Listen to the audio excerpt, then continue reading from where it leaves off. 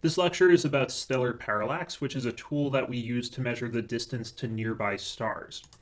To understand what I mean by parallax, I'm going to have you do a quick demo. I'm actually going to have you hold your thumb up very close to your face like this and close and open each of your eyes back and forth just like that. And as you do that, you can see that your thumb, the position of your thumb, moves a lot compared to whatever background you happen to be looking at. So that probably looks something like this when you hold your thumb up in front of your face like that.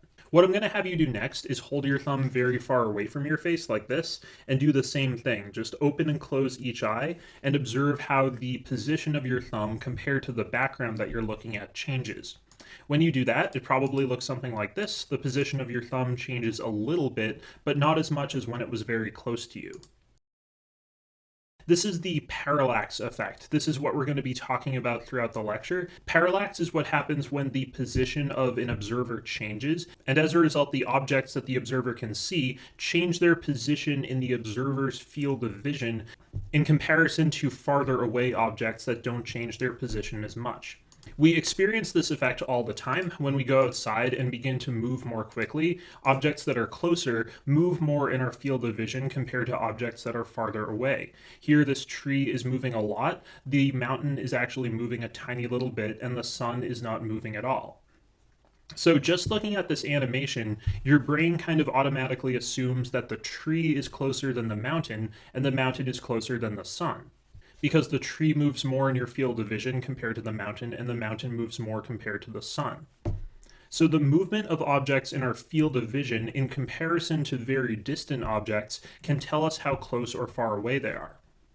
We care about this because we can also observe that same effect in nearby stars. If we wanted to compare this white star and this yellow star and understand which one was closer and which one was farther away, we could observe how they move in our field of vision as the Earth moves through space. And when we observe that here, it becomes pretty apparent that the white star is closer to us than the yellow star as the Earth makes its orbit around the sun.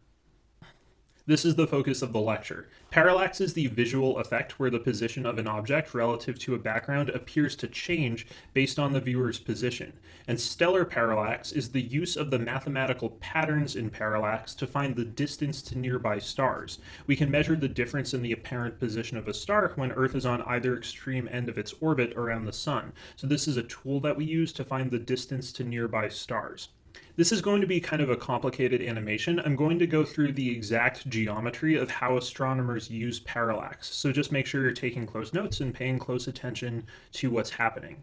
We imagine that we're observing the star in January, and we draw a line from our point of observation to the star. So that line looks something like this.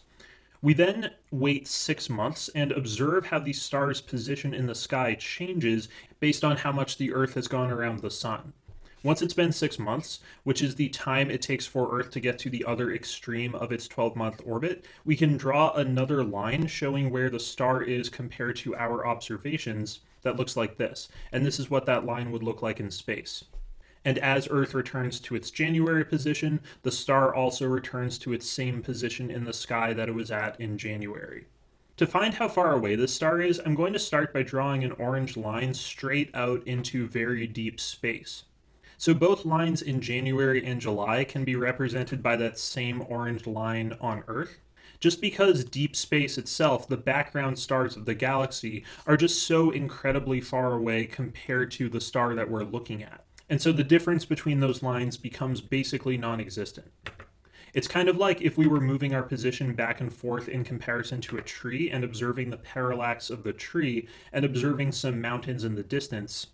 It doesn't really matter that those two orange lines are drawn from different spots. They're both just staring off into the distance, and so they can be represented as the same orange line from our line of sight. I'm now going to label the angle that the star's position makes relative to this orange line. This is the January angle of sight, and this is the July angle of sight. And these aren't necessarily the same angles because the star could actually be somewhere up here, so we're not sure whether these angles are exactly the same or not, which is why I'm recording them as two separate values. I'm going to call this pink line the total angular distance that the star travels over 6 months.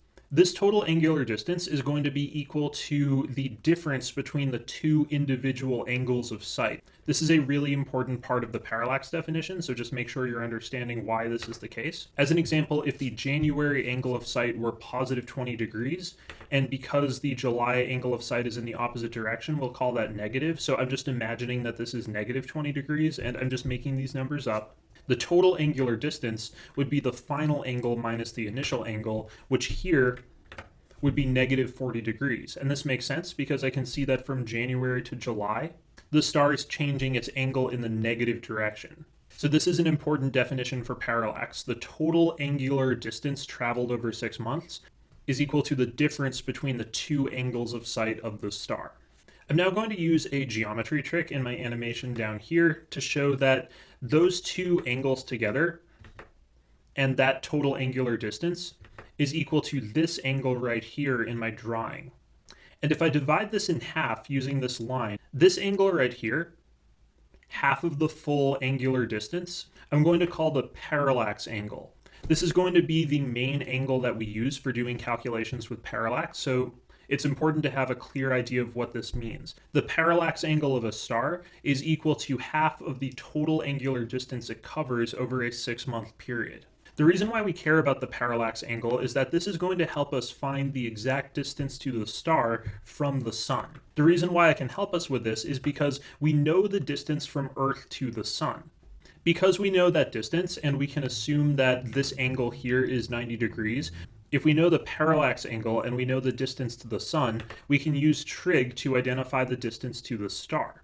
This is the distance from the Earth to the sun, 1.5 times 10 to the 11th meters, which we've labeled 1 astronomical unit, or 1 AU. So when you see 1 AU written out, that always means the exact distance from Earth to the sun. We gave that its own special unit because it's used so often in parallax equations. We can rewrite this as tangent of the parallax angle is equal to 1 astronomical unit over the distance to the star that we're measuring. And just to shorten that, I'll call that 1 AU over the distance d. The parallax angle is always extremely small because stars are always very far away from the sun compared to the sun's distance to Earth. For small angles measured in radians, tangent of theta is roughly equal to theta itself. So that means we can rewrite our equation as the parallax angle is equal to 1 astronomical unit over the distance to the star. Rewriting this to get the distance to the star we're measuring is 1 astronomical unit over the parallax angle. So this is how we find the distance to nearby stars based only on our observation of parallax over 6-month periods. Because the parallax angle is so extremely small, scientists came up with a special unit for distance in space based on the parallax equation. Before we use that distance unit, we're going to need another unit for incredibly small angles. So you already know the unit of 1 degree. For very, very small angles, I'm going to define an arc minute as being 1/60th of a degree and an arc second as being 1/60th of an arc minute. So I've written down what all of these are in comparison to each other and in comparison to radians. So you can see an arc second is a very, very small fraction of a circle. It's less than 1/millionth of a circle. Because parallax angles are so incredibly small, they will mostly be measured in arc seconds rather than in degrees or radians. So this is the new unit of distance. Instead of measuring this distance in space in meters, we're going to measure the distance in something called parsecs. 1 parsec is the distance from the sun to a point with a parallax angle of exactly 1 arcsecond. Anything that is exactly 1 parsec away will have a parallax angle of exactly 1 arcsecond over a 6-month period of observation. It's a unit of distance. So just plugging this into the equation, 1 parsec is equal to 1 astronomical unit, which is the distance to the sun, divided by 1 arcsecond of parallax angle. I can figure out exactly how far that is in meters by plugging arcseconds in as radians instead. And when I calculate that out, I find that 1 parsec is equal to 3.09 times 10 to the 16th meters. I can also convert this to light years. This is equal to 3.26 light years. So it's very close to light years, but it's useful when we're dealing with parallax specifically. For most parallax problems that we do, we'll measure the distance in parsecs and the angle in arcseconds. Here are just a few examples of different lengths in parsecs. The diameter of the solar system is 0.009 parsecs. The distance to the nearest star system, Alpha Centauri, is 1.34 parsecs. And the diameter of the Milky Way galaxy is 32,408 parsecs. The parallax method for measuring distance to other stars is limited because how far we can measure distances in space using stellar parallax depends on the smallest parallax angle we can observe. The smaller the angle, the farther the distance. You can see based on my drawings here that because the distance from the sun to the Earth stays the same, the farther the star we're measuring is from the sun, the smaller the parallax angle is going to be. So the distance we can measure is limited by how small we can measure that angle to be. And the smallest parallax angle we can currently observe with our instruments is 5 times 10 to the negative third arcseconds. Plugging that into our equation for distance gives 652 light years. So that's the maximum distance in space that we can measure using the parallax method on its own. Here's an example parallax problem. Star A travels an angular distance of 0.72 arcseconds in the sky from January to July. Start by drawing a diagram showing the Earth, Sun, and Star A and the parallax angle P used to measure the distance from the Sun to Star A. So if I were to draw a diagram of this, I would draw a circle representing the Sun, another circle representing the Earth's orbit around the Sun, and the Earth in January and July.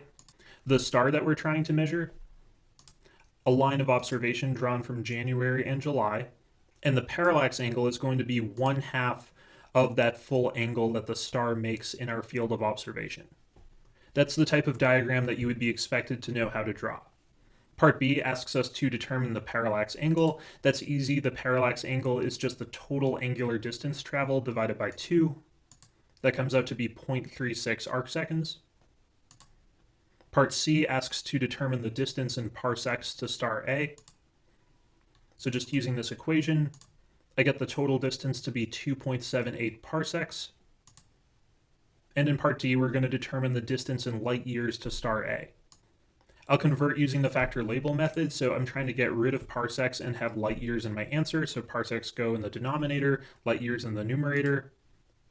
And when I cancel that out, I get 9.06 light years to star A. So that's how we can use everyday observations of the movement of stars on Earth to predict the exact distance to nearby stars.